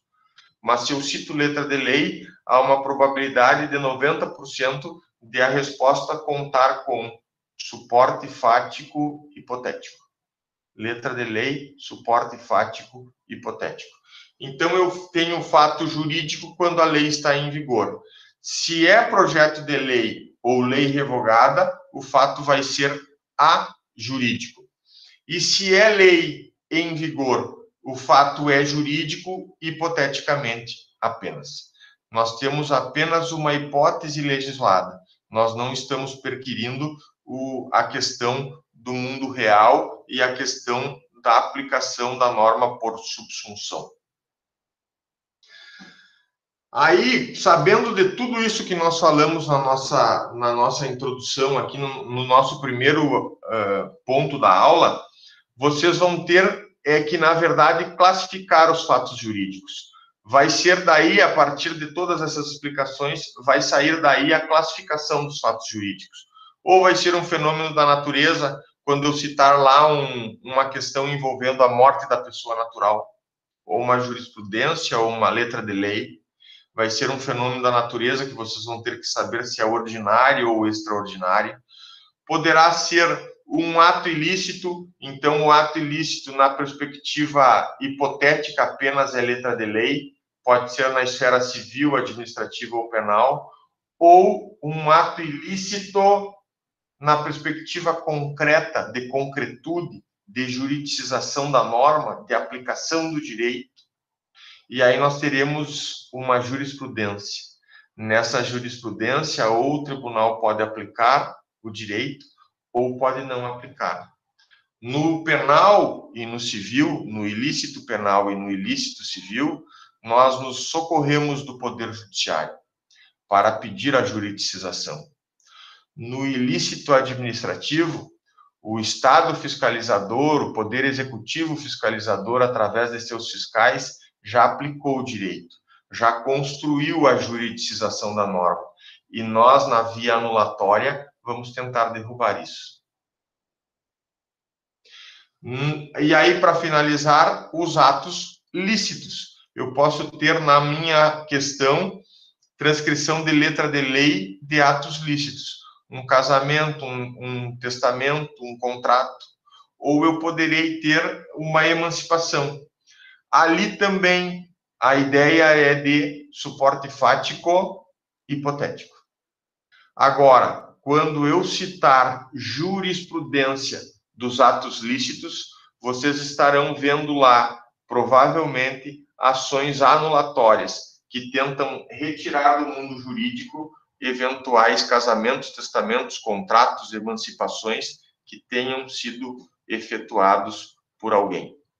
Alguém que sofre uma ação anulatória e perde essa ação anulatória, alguém que ajuiza uma ação anulatória e perde essa ação anulatória, vai ver o ato contestado como válido, como algo correto e, portanto, algo jurídico. Alguém que ajuiza a ação anulatória e ganha a ação anulatória vai ver o ato contestado como incorreto, derrubado, tendo seus efeitos retirados pelo tribunal. Tá bem? Nos atos lícitos, então, a gente juridiza a norma por conta, com o apoio da nossa legislação, do tabelião, de notas, enfim, a gente juridiza o casamento, o testamento, o contrato, e se tiver algum defeito ou falha, a ação anulatória para retirar os efeitos. A ação anulatória em jurisprudência citada na questão, se ela for procedente, ela derruba o ato. E nós temos fato ajurídico na sua perspectiva de situação concreta. Agora, se a ação anulatória ajuizada é improcedente, o seu pedido é improcedente, nós temos o ato praticado como correto. Casamento correto, contrato correto, enfim, o casamento correto. O negócio é salvo, o negócio é correto, e nós temos ali um ato jurídico em sentido estrito, com um negócio jurídico realizado. Tá bem? Com correção. Aqui o desejo de bons estudos para a prova. O professor volta lá falar com vocês a respeito do exercício. Vamos lá para a questão número 1, ó. E vejam que vocês podem fazer uma leitura do exercício bem simplificada, porque geralmente as ementas têm em letras maiúsculas, ó, um resumo do que ocorreu. Às vezes, só pelo resumo, a gente já tira a questão, já vê do que se trata. Vamos lá, ó. Apelação civil. Estamos na área civil.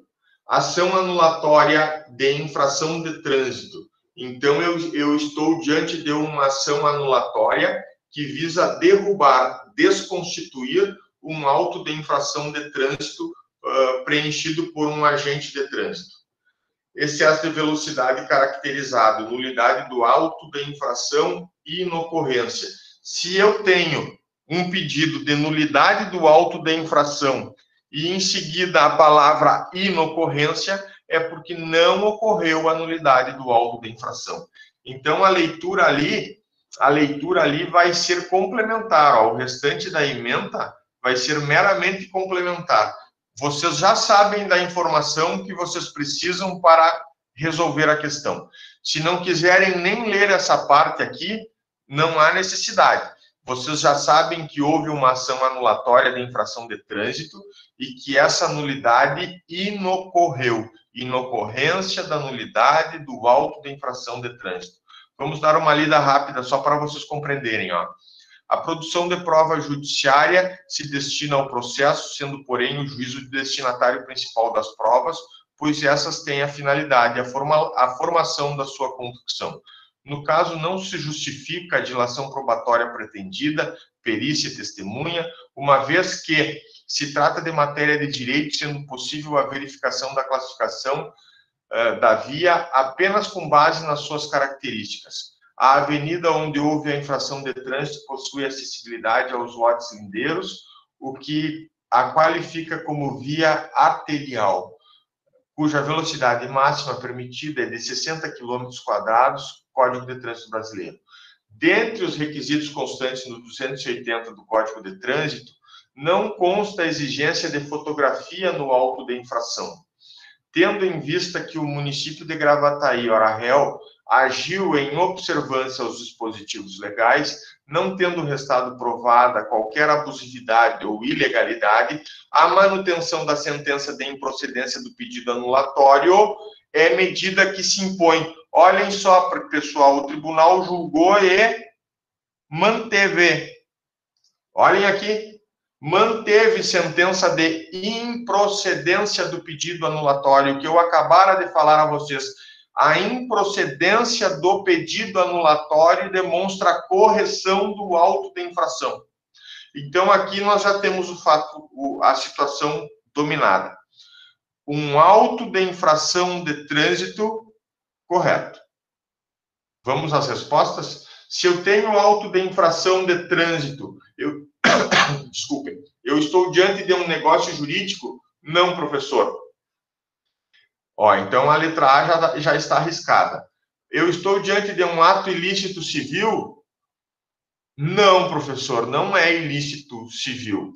Eu estou diante de um fato ajurídico? Não, professor. O tribunal acabara de dizer que o auto de infração está correto? Estou diante de um ato ilícito administrativo? Estou diante de um ato ilícito penal? Vejam que só o início das assertivas já demonstra qual aqui está correta. Então, a resposta aqui facilmente visualizada. Ato ilícito administrativo, letra D, com suporte fático concreto, porque o tribunal disse sim, está correto o auto da infração. Pois, segundo o tribunal, o Código de Trânsito foi aplicado corretamente pelo município de Gravataí, havendo juridicização da norma de trânsito. Ok, perfeito. Vamos adiante. Número 2, nós já tínhamos visto essa questão número 2. O que é importante? Apelações criminais, o delito é de roubo. Apelação defensiva e para absolvição. Apelação defensiva, pedido absolutório pela insuficiência de provas. Cabimento. Já disse ali, tem cabimento a apelação defensiva. Princípio indúbio pro réu. Lá no momento do julgamento, o que inspira o juiz é na dúvida, vou julgar a favor do réu. Apelação ministerial. O Ministério Público que ajuiza a ação penal, ele também recorre. Reconhecimento da majorante de emprego de arma. Rejeição. Absolvição decretada. Pessoal, vocês precisam de algo mais do que a palavra absolvição decretada para resolver a questão? Não precisam. Olha aqui, a absolvição decretada como essência demonstra que o Ministério Público se empenhou para uma condenação, mas que o juiz da causa, o tribunal da causa, entendeu que ao analisar o fato, não conseguiu juridicizar a norma penal. E não conseguindo juridicizar a norma penal, absolveu o acusado. E então a absolvição do acusado representa um nada jurídico na esfera criminal. Eu posso ler o resto? Posso, para compreensão do que ocorreu. Na apelação defensiva, a hipótese dos autos em que o conjunto probatório mostra-se frágil a comprovar a autoria do delito descrito na denúncia, sobretudo porque as vítimas não lograram reconhecer o acusado como agente da empreitada criminosa, o qual não foi preso em flagrante e nada foi apreendido em seu poder. Dúvida razoável acerca da autoria delitiva que conduz à absolvição. Contexto probatório que autoriza a aplicação do princípio do indúbio pro réu. Acabou a brincadeira. O Ministério Público tenta a condenação do réu e não obtém. Então, o réu sai absolvido.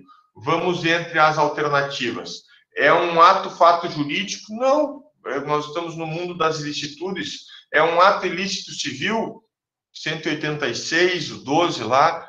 No julgamento, não. Diz aqui apelação criminal. Lá em cima fala de fato criminoso, apelações criminais. Não estamos diante de um ilícito civil.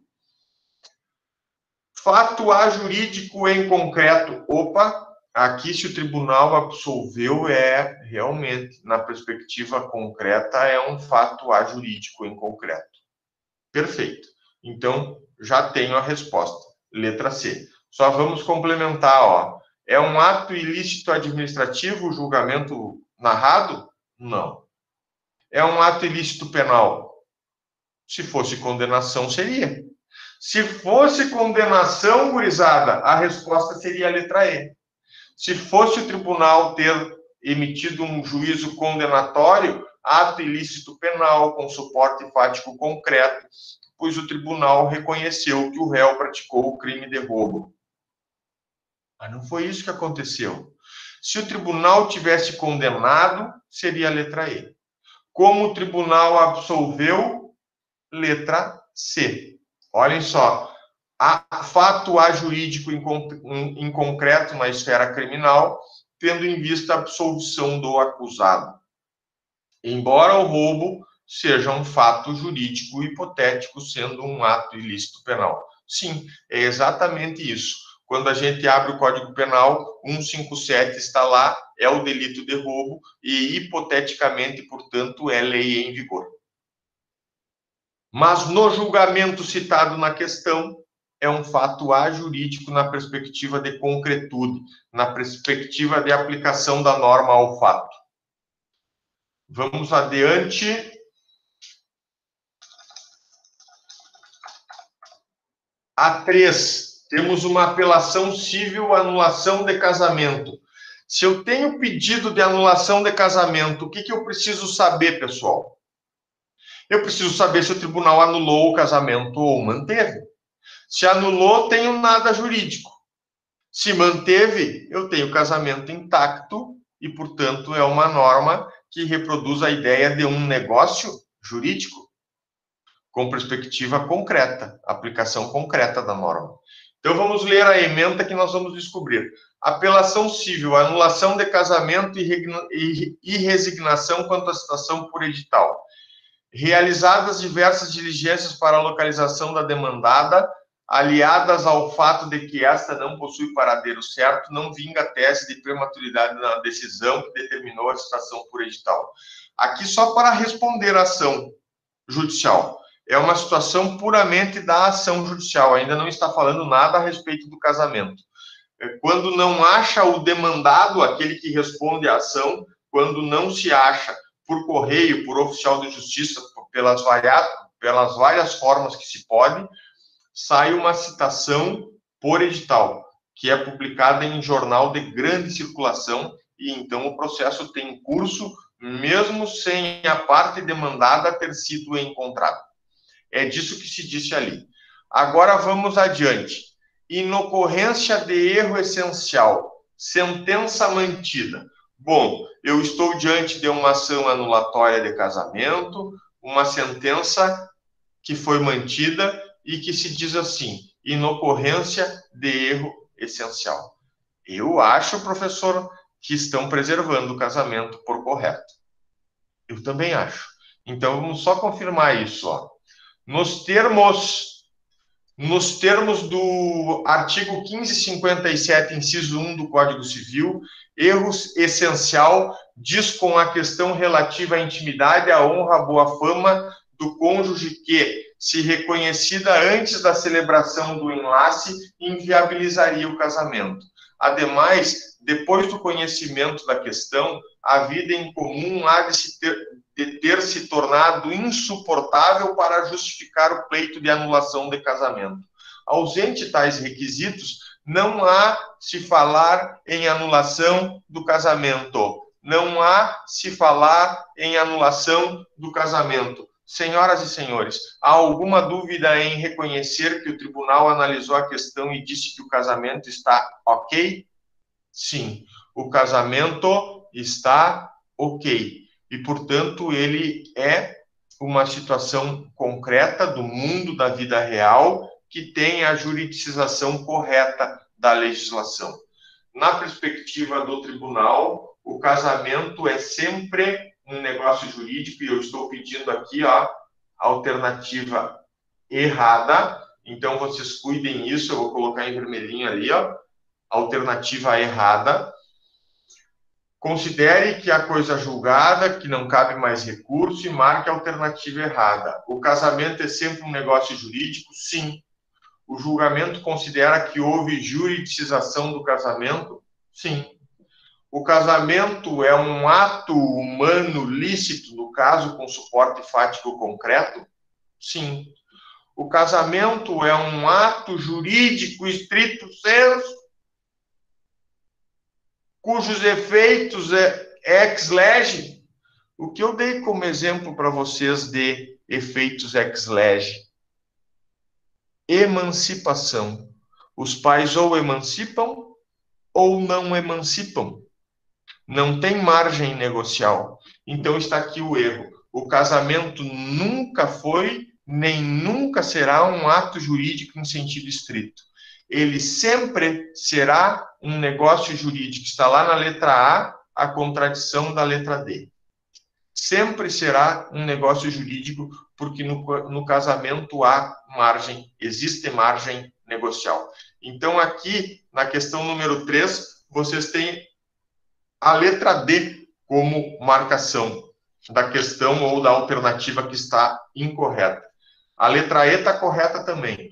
O ato de casamento admite uma vontade criadora, sendo seus efeitos ex voluntate. Sim. Vamos para a questão 4. E aí, pessoal, nós temos o plano hipotético, ó, porque na questão o professor está tratando apenas da lei, apenas da letra da lei. Plano hipotético apenas, a não ser que eu diga no enunciado que uma lei foi revogada ou que há um projeto de lei no Congresso Nacional. A Lei Federal número 9503, de 97, Código de Trânsito, dispõe no seu artigo 165, dirigir sob influência de álcool ou qualquer outra substância psicoativa que determine dependência. Infração gravíssima, penalidade de multa e suspensão do direito de dirigir por 12 meses.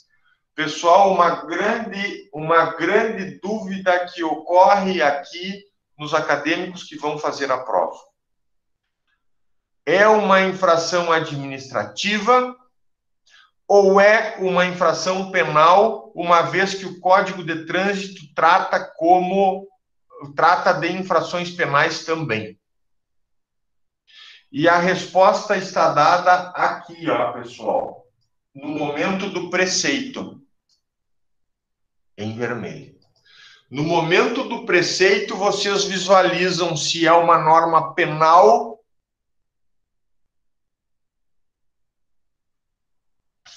porque a norma penal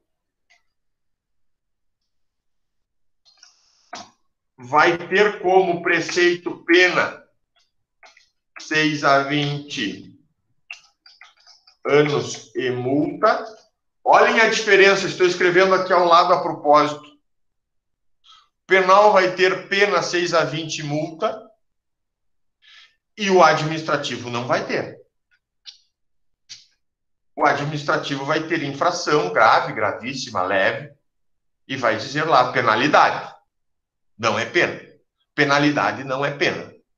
Então, para fazer a distinção, eu estou diante de um ilícito civil, estou diante de um ilícito administrativo ou de um ilícito penal, me perdoe o erro.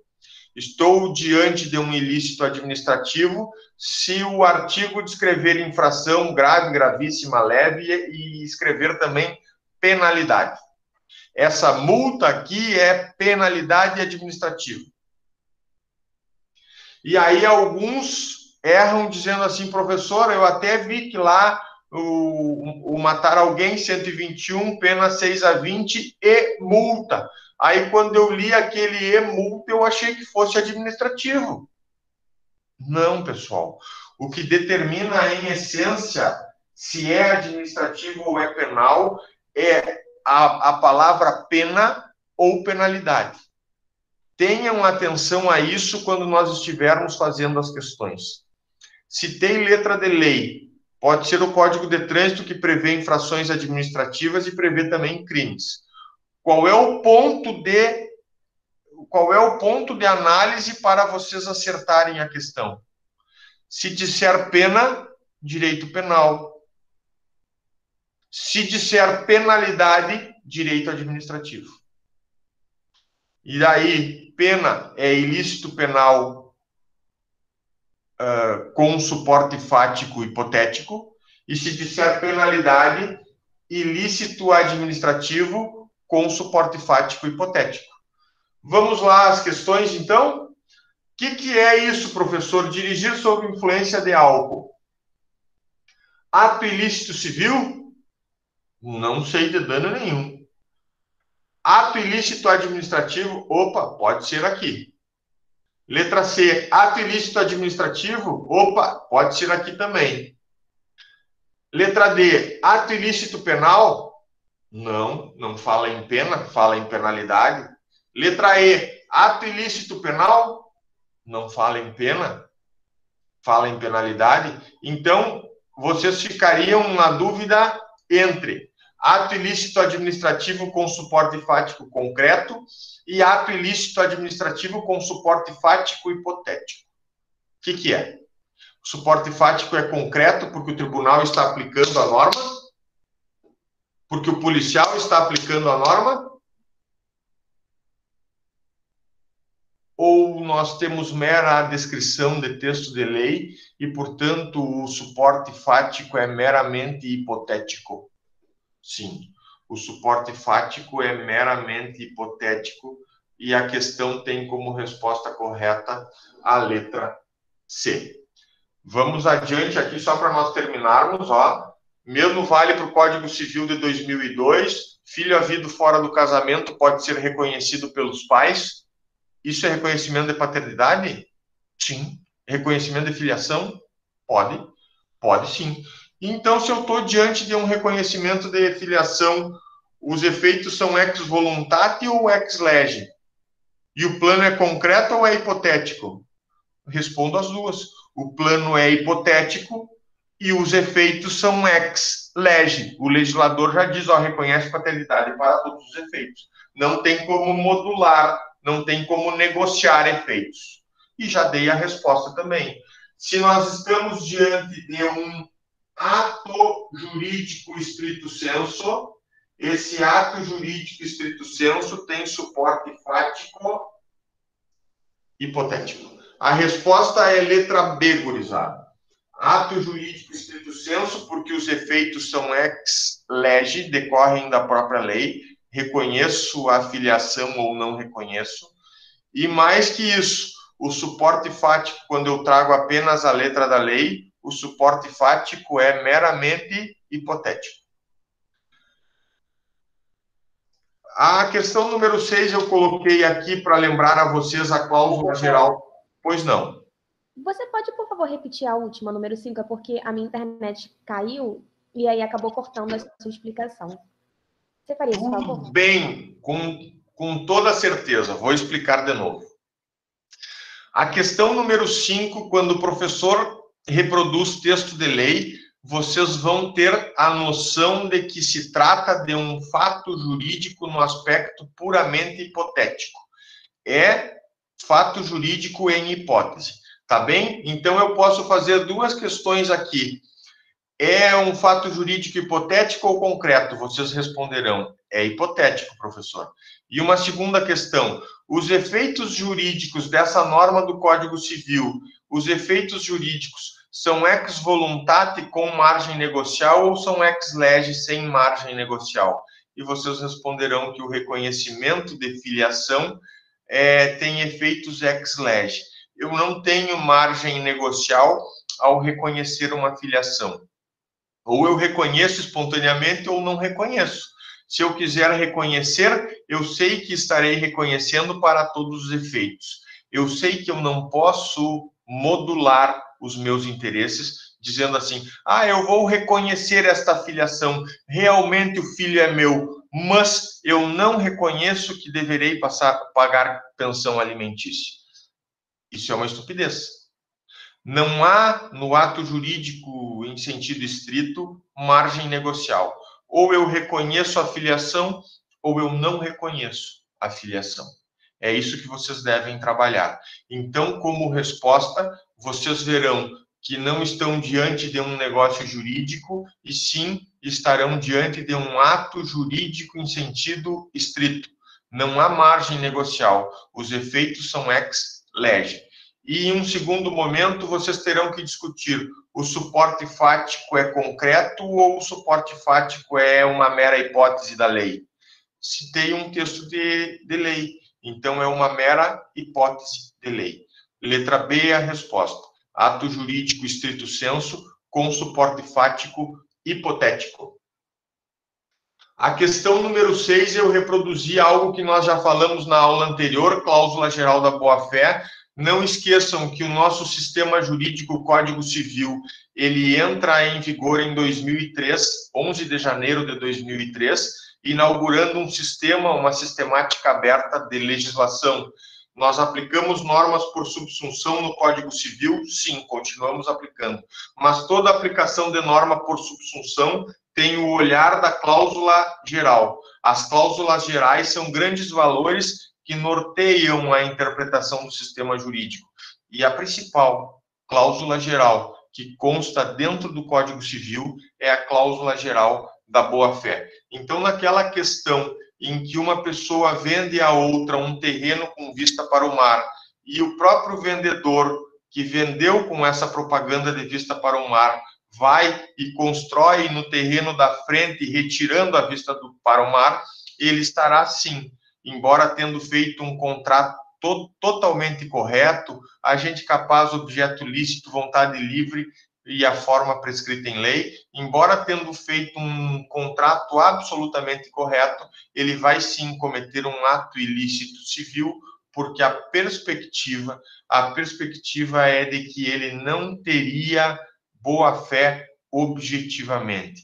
Não seria a conduta esperada por um dos negociantes ver o outro lhe vender o terreno com a promessa de vista para o mar e este outro, logo após a venda, retirar a vista para o mar. Então, a resposta correta nessa letra E, que fala de alguém que vende o terreno com vista para o mar e logo após retira essa vista do mar mediante uma construção, a resposta correta está na letra E, E de Equador. É ilícito, pois, ao quebrar a expectativa que havia incutido em José, que foi quem comprou com vista para o mar, ofendeu os limites impostos pela boa-fé objetiva. Então, só para não esquecerem, a boa-fé objetiva é uma cláusula geral e este assunto, cláusulas gerais, vai cair na nossa prova de amanhã.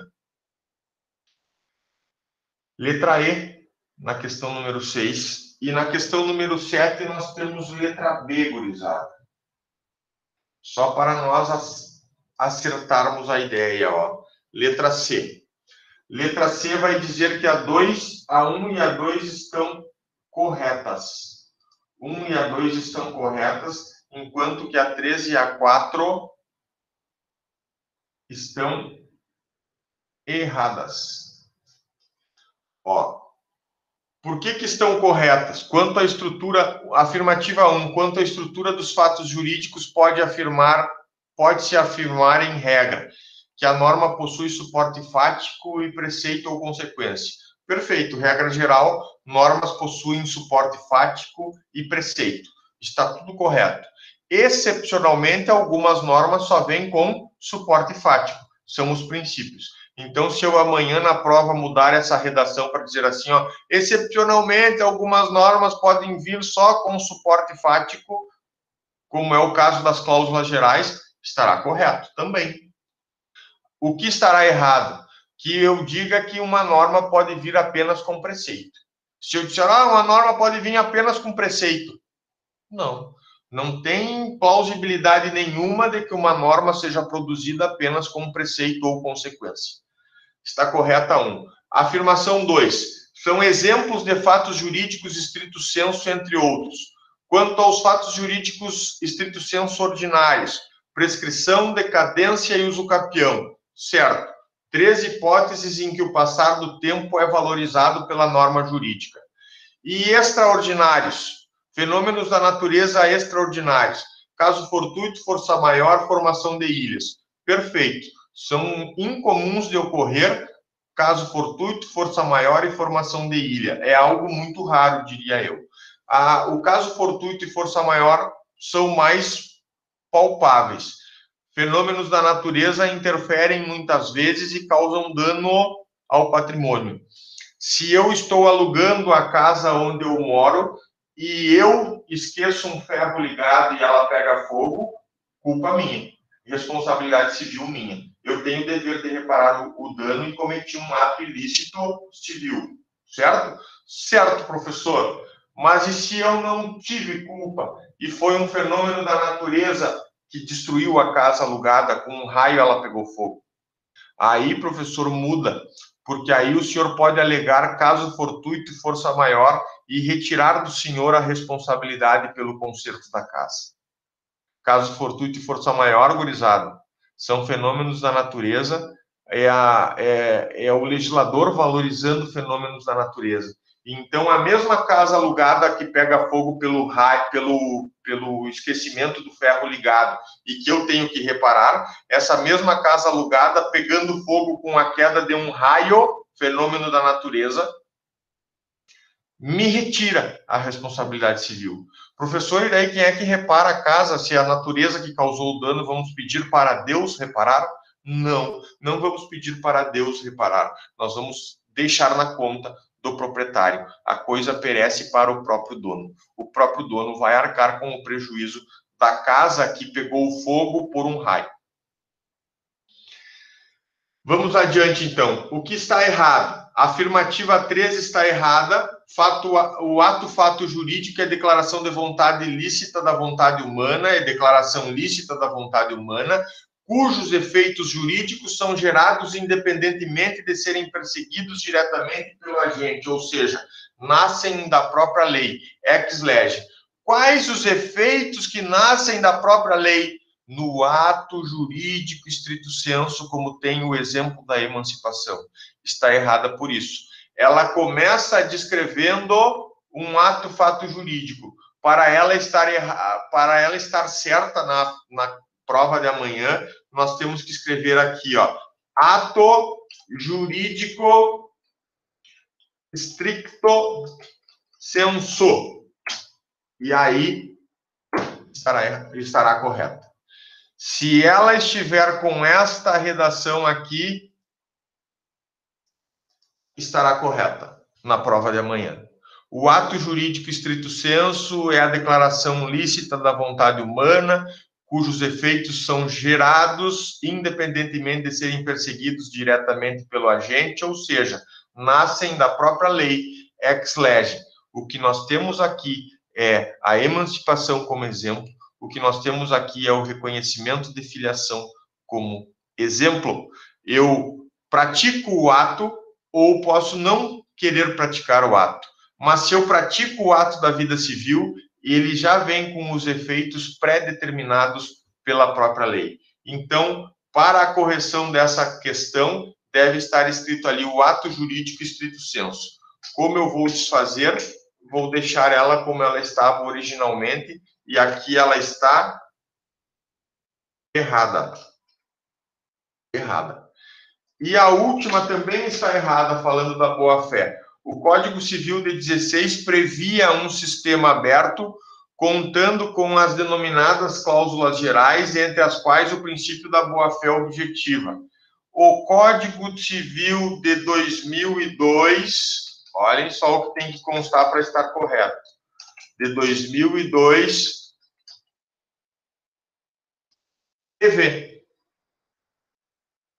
prevê.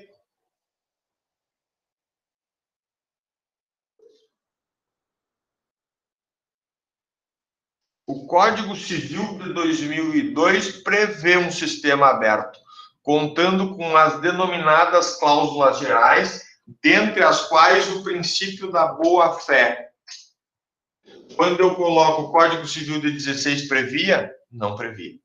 O Código de 16 era aquele sistema de Napoleão Bonaparte. O juiz é a boca da lei, o magistrado não tem que interpretar, tem que só aplicar o direito por subsunção, era aquela ideia. Tá bem, gurizada? Então, aqui, letra B, somente as proposições 1 e 2 estão corretas. Eu vou cortar a nossa apresentação, vou finalizar a nossa gravação e fico à disposição de vocês.